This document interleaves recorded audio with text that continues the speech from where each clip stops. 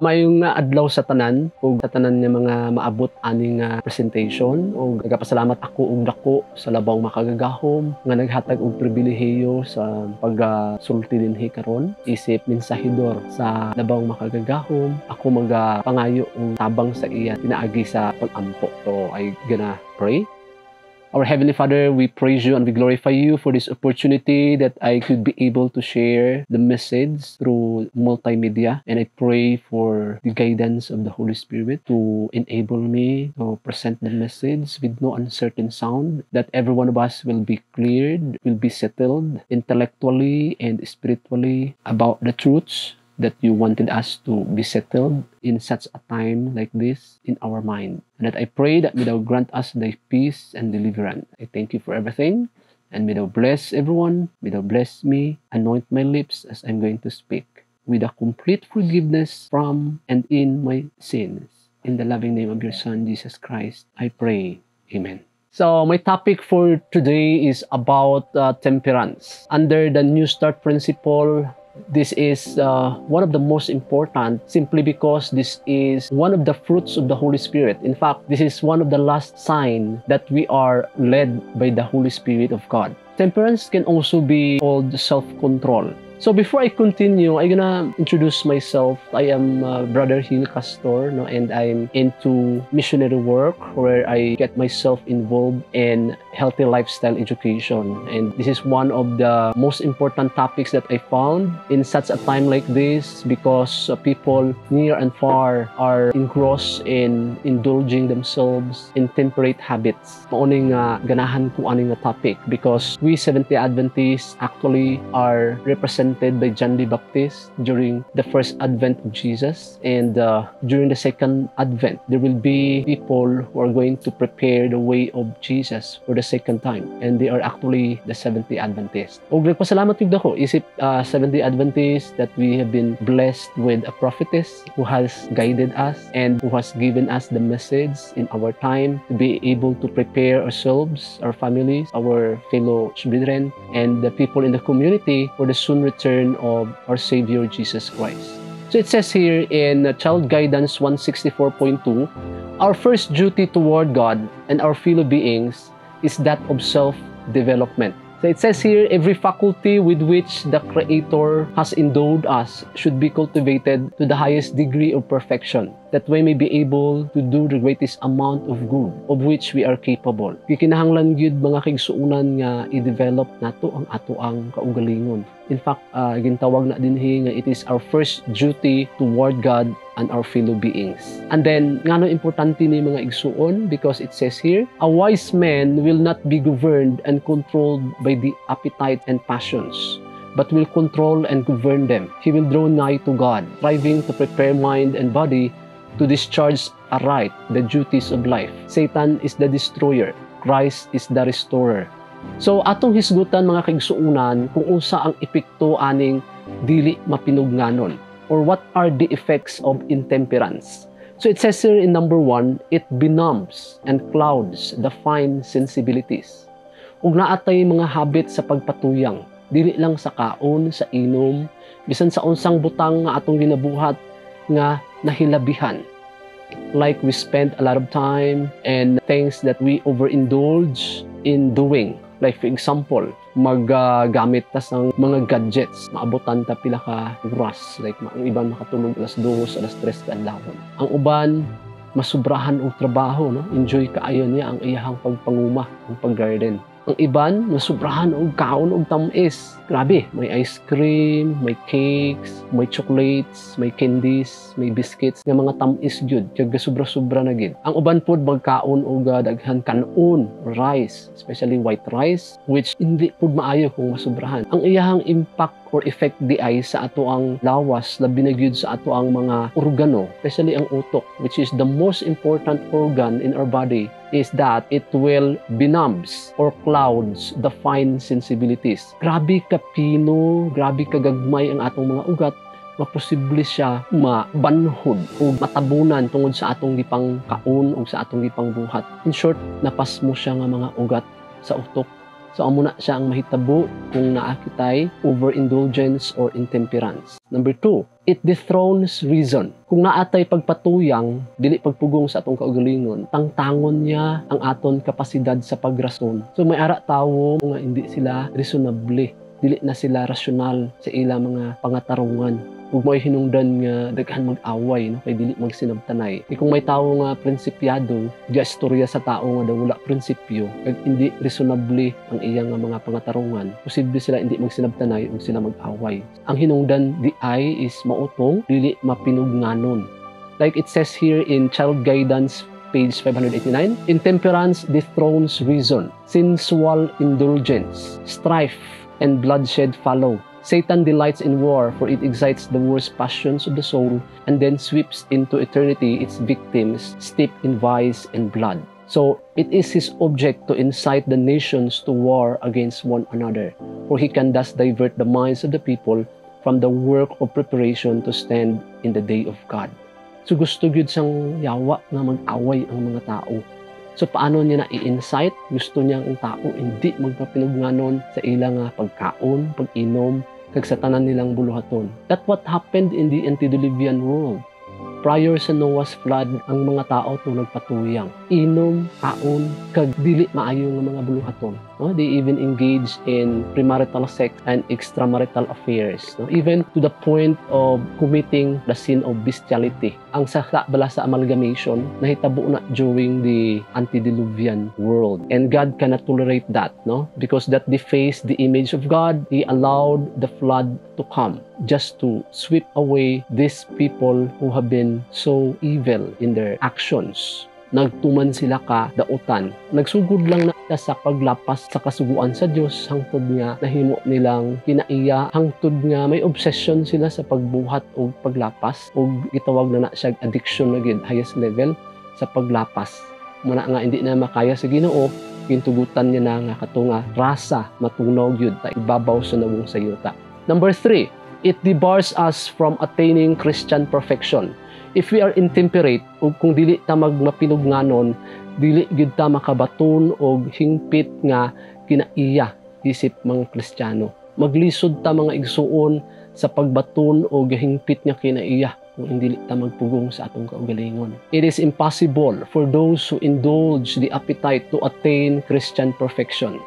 Imposible gyud nga makabaton o hingpit nga kinaiya sa usa ka Kristiyano ang tawo nga nagapatuyang sa iyang gana. So ano na, gana sa imo nga ginalantaw, gana sa imo nga ginakaon o ginatilawan, gana sang imo ginasimhotan, gana sang imo ginapaminawan, gana sang imo ginagunitan nga mga butang. Ay isa ni siya sa mga kinahanglan gid naton mapugngan kini nga mga butang. So the Spirit of God cannot come to our help and assist us in perfecting Christian characters while we are indulging our appetites to the injury of health. Maglisod ta nga mahingpit ang aton kinaiya kung naatay pagpatuyang sa atong mga gana to the point nga madaot na gyud ang ato ang lawas. So kung magsige ta bilar, wala na ta exercise, wala na ta pagpainit sa sunlight, wala na ta pagsige inom sang tubig nga presko para mahimo ta healthy, mahimo gyud kita nga maguba ang aton panglawas. There is need of balancing act. Hindi lang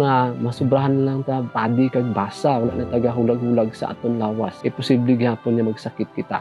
Temperance in all things is necessary to health and the development and growth of our good Christian character. Ang pagpugong gyud daw sa tanang butang gikinahanglan para sa atong maayong panglawas ug para sa pag-improbar o pagtubo sa maayo nga kinaiya sa usa ka Kristiyano. Number 4, intemperance unbalances strong minds. Ang dili mapinugnanon makadisbalansi sa lig-on nga mga panghuna-huna. Sayang, intellectual ka nga tao o intelligent, pero tungod sa imo nga pagpatuyang, sa imo gana, nawala na sa imo ang imong intelligence. Kag dili na balansi ang imo nga kanang panghuna-huna. There are people who are actually very good when it comes to intelligence. They are witty and they're very strong when it comes to reasoning, but sometimes wala na sila konsensya, wala na sila maayong affection, wala na sila maayong judgment. Naguba tungod sa inom, sigarilyo, kaon sang mga kalanon nga makabaragi dito sa mga fine sensibilities in our brain. Hilig gani ta maghigop sang taba sang mga karne nga na, kay ginbawal man gina sa Ginoo sa atoa. according sa Leviticus 3:17. Dugo sa karne, taba sa karne, magbarana didto sa atong mga gamay or pino nga kaugatan sa atong mga utok. And there are times nga simple lang tani sabton pero lisod kay nga naman nabarahan siya sa atong gipangkaon. So dili maayo mga igsuon ang atong pagpatuyang sa gana sa kaon. So we have to really put discipline into our tongue. Ang akong principle mga igsuon is this: reason over appetite. Dili maayo nga pasundan nato ang atong gana. Like maingon ta nga dili ko ganahan ana kay way lami. Pero if that is the best food for you because it's natural, it's palatable for you and nutritious, pero dili nimo ma-appreciate tungod kay dili parehas sa gi-desire sa imo dila nga lasa ang pagka-prepare. Kag mas pilion mo ang pagkaon adtong bawal gid unta sa imo. So what will happen? Gihambal diri nga this unbalances strong minds. No time mo come nga dito ka na lang gid sa ano ang gusto mo kung ano ang nanamitan mo. So these are the people nga gintawag dito sa Philippians nga their end is destruction, their God is their belly. Ang ila padulungan kay kalaglagan. Ang ginhimo nila Dios amo ang ilatian. Mas priority nila nga mabusog sila kaga manamitan sila silang mga pagkaon kaysa mabusog tani sila sa espirituhanon. Mabusog sila sang tuod-tuod gid tani nga pagkaon.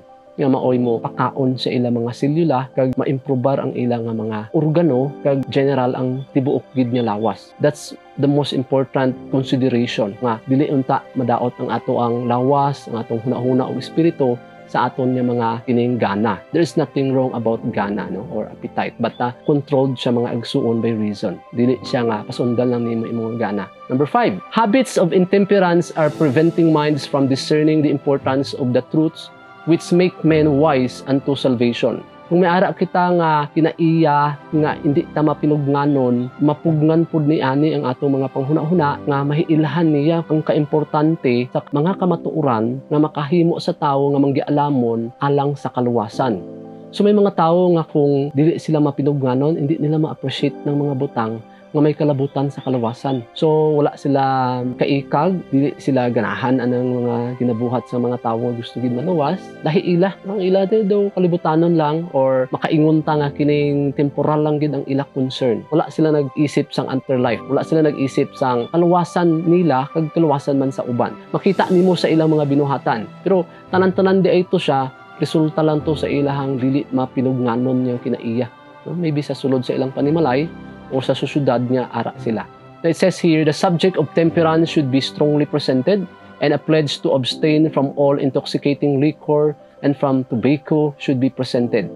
Habits of intemperance are preventing minds from discerning the importance of the truths which make men wise unto salvation. The brain must be cleared from the befogging influence of intoxicating liquor and tobacco, and then men will realize that Christ has died for their salvation.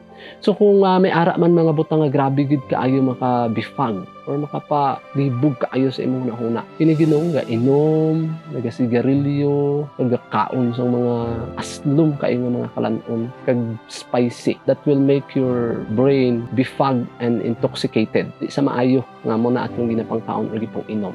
Number 6, intemperance makes minds become confused and the moral perception dulled so that they could not discern the difference between the sacred and the common. So kung maara ta nga dili mapinugnanon nga kinaiya, maglisod ta og identify kung unsa ang sagrado, kung unsa ang dili sagrado nga mga butang. Like sometimes no, when we go to a worship house, may ara ta behavior nga daw hindi sabat ang aton nga kinaiya.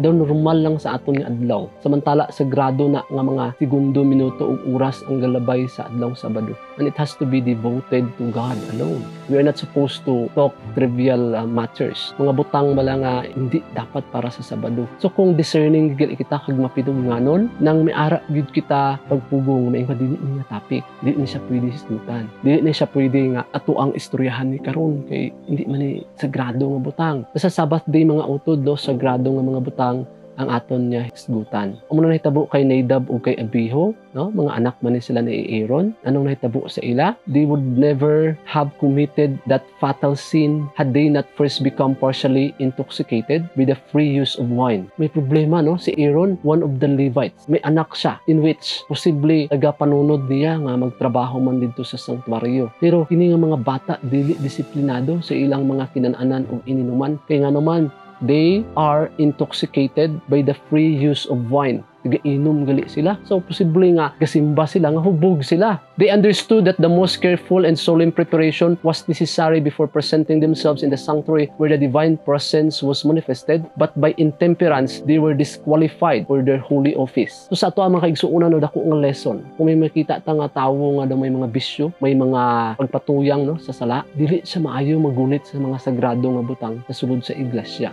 No, it has to be disciplined. Elders must call their attention and they must be counseled about the sins that they are indulging in. Mahimo nga ang common sagrado na. Ang sagrado mahimong common. Hindi pwede. Discerning gidya kaayo ang mga tao nga kining gapugong sa ilang mga kaugalingon. Number 7, intemperance strengthens animalism. Ga-animalistic ang tao. Daw hayop iya batasan. Dili ga respeto, dili nagahatag sang pagtahod sa mga balaang butang. Muna ang here is where the subject of intemperance grows into importance. Here is where Satan works to confuse minds by perverted appetite that men cannot discern sacred things from common. Cheap things are placed on a level with the sacred. Animalism is strengthened, the higher powers weakened. So when we say the higher powers weakened, there are parts of the brain that are located in the upper and in the lower parts. So the upper part na ana dito ang faculty to reason, the intellect, the memory, the judgment, the willpower and conscience. While diri sa ilalom nga part, naa ang parts sa brain nga responsible sila sa passion, sa emotion, affection. Compare mo ang upper ug lower part of the brain, muna sila duha ang nag-away bali kung carnal kag spiritual ang hisgutan. Because ang sa lower part sa carnal na siya. Ang sa higher part muna siya ang spiritual. Dili unta i-overrule sa carnal ang spiritual, kundi ang spiritual gid mo overrule sa carnal. Muna nga, don't let your head be controlled by your heart. Ang bot pasabot, don't let the lower part of the brain to control the upper part of the brain. Dapat ara gid dito ang conscience, ang willpower, ang judgment, ang reason, ang intellect nga nagarule gid diri sa lower part, like the passion, the affection, the emotion. So dili pwede nga mabaliktad. The following excesses in this age needs the practice of temperance. Number 1, excess in eating, drinking, sleeping, and seeing. Ang sobra-sobra nga pagkaon, pag-inom, pagtulog, kag paglantaw. Number 2, temperance in the food eaten. Pagpugong sa mga pagkaon na ginakaon. The principles of temperance must be carried further that the mere use of spirituous liquors, the use of stimulating and indigestible food is often equally injurious to health and in many cases sows the seeds of drunkenness. Kusog ta makaon og mga stimulants, mga spicy foods, mga fermented foods. Confuse ang imo huna-huna. Daw galibog imo huna-huna permi. Number 3, eating too frequently or too much. Wala disiplina sa kaon. Grabe magkaon daw taga oras ga kaon. Mali gina siya mga igsuon no kanang wala tay pugong sa kaon. Dapat every day maximum of 2 to 3 meals lang gid unta ang pagkaon. In short, wala gina dasig o gina tolerate ang pagsigi kaon-kaon sa dili sakto nga oras.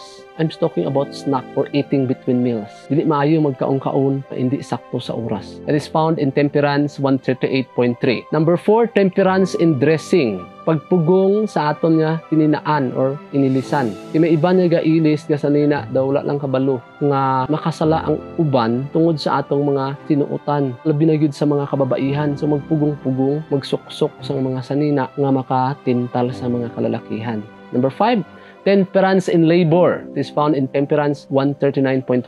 Di magpasobra og trabaho. No? Mabitaw uban magsakit ta tungod sa sobra sa trabaho. Wala pro pahulay. Ito himuon nga adlaw ang gabi. Grabe gid niya paningkamot. Number 6, evening labor. Sa gabi na kaayo gabirada gid hapon trabaho. Unsa giingon din ha? As a rule, the labor of the day should not be prolonged into the evening. I have been shown that those who do this often lose much more than they gain, for their energies are exhausted and they labor on nervous excitement. They may not realize any immediate injury, but they are surely undermining their constitution. Adaot gid sa lawas mga igsuon ang magtrabaho sa gabi. Against gid ko sang pagtrabaho sa gabi because it's against the law of nature. Gindisenyo sa Ginoo ang adlaw para sa pagtrabaho, ang gabi para sa pagpahulay. So dili gid na siya maayo ang mga night shifters nga taga-trabaho kay magubaan na ang ato ang lawas. Isipin mo wala ay repairing stage. Kay panahon na nga ang atong lawas repair tani sa mga damaged cells during the day's toil dito sa gabi. Particularmente alas 10 hangtod alas 2 sa kaadlawon. Dira gina siya ga-repair. During those hours,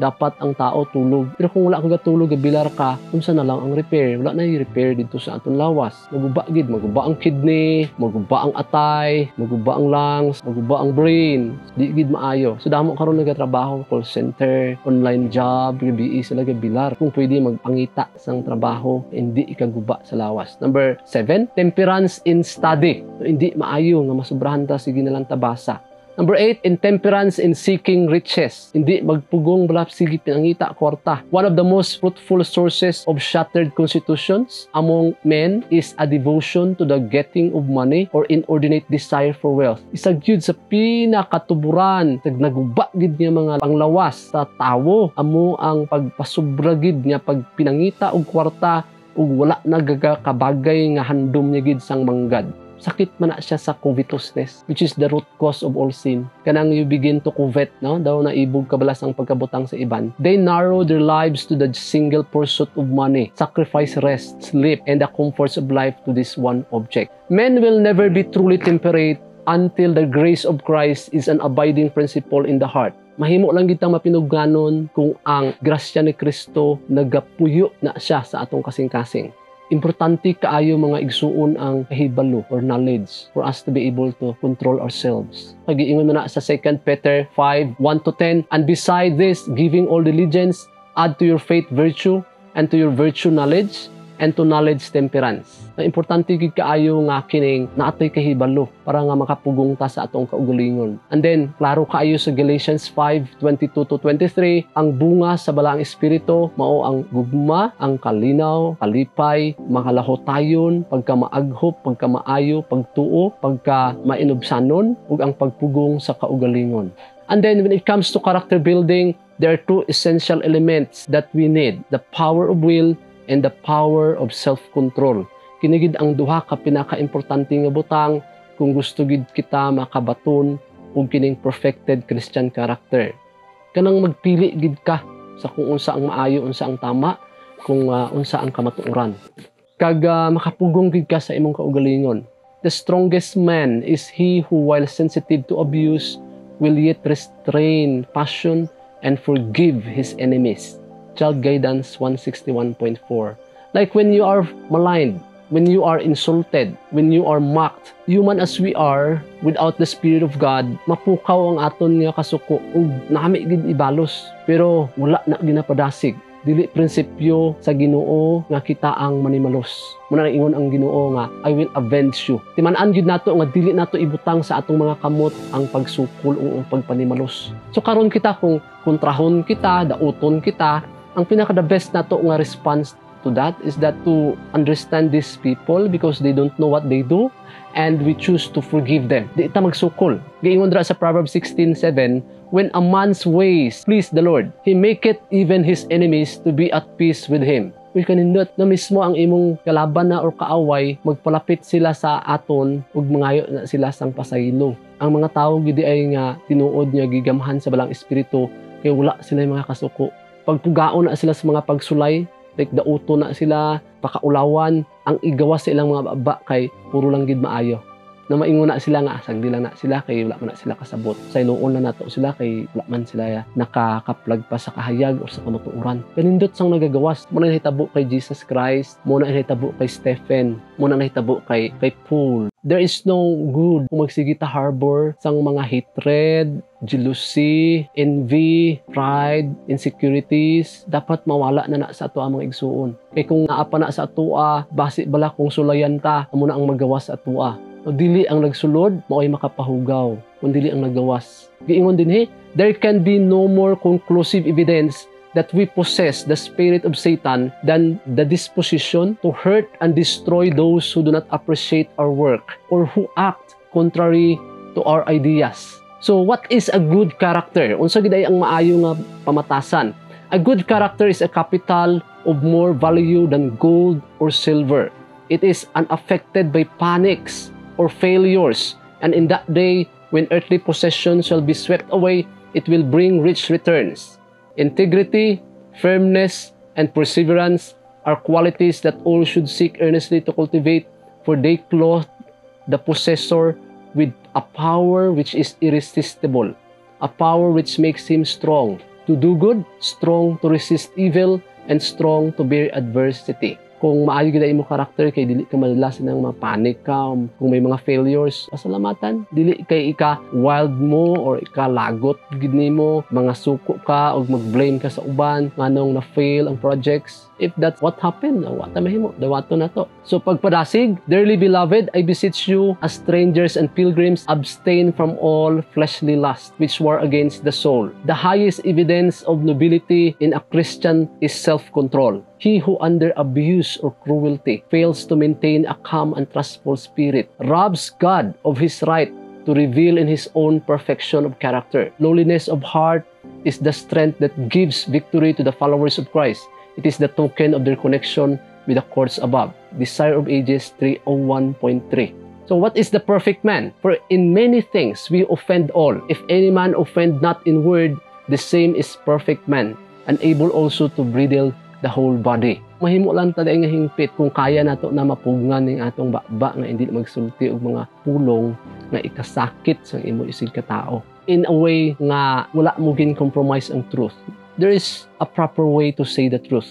In fact, naingon ang Desire of Ages, no, the best way to deal with error is to present truth. Di na ta sige ang hilabot sa uban, kag mag-blame sa uban. Isulti kung unsa lang ang tinuod. And say it with empathy, with mercy. Kanindot handurawon ang usa ka tawo nga niabot na gid sa punto nga bisan ang iyang mga pinulungan dili na makapasakit sa iyang igsuon. With love kanunay ang iyahang approach no, sa pagbadlong, sa pagtudlo, sa pagmatuto. Kanindot gid kaayo sa espiritu nga magadaluy-duy diha sa iyahang circle of influence. Ang membro sa 144,000 usa didto sa mga qualification is that their mouth was found no guile. Walay lama nga makaplagan sa ilahang mga ngabil. For they are without fault before the throne of God. How to become like Christ in character, in facing insult and mockery. We should copy the example of Jesus, for when he was reviled, he reviled not again, but committed himself to him that judgeth righteously. Our Redeemer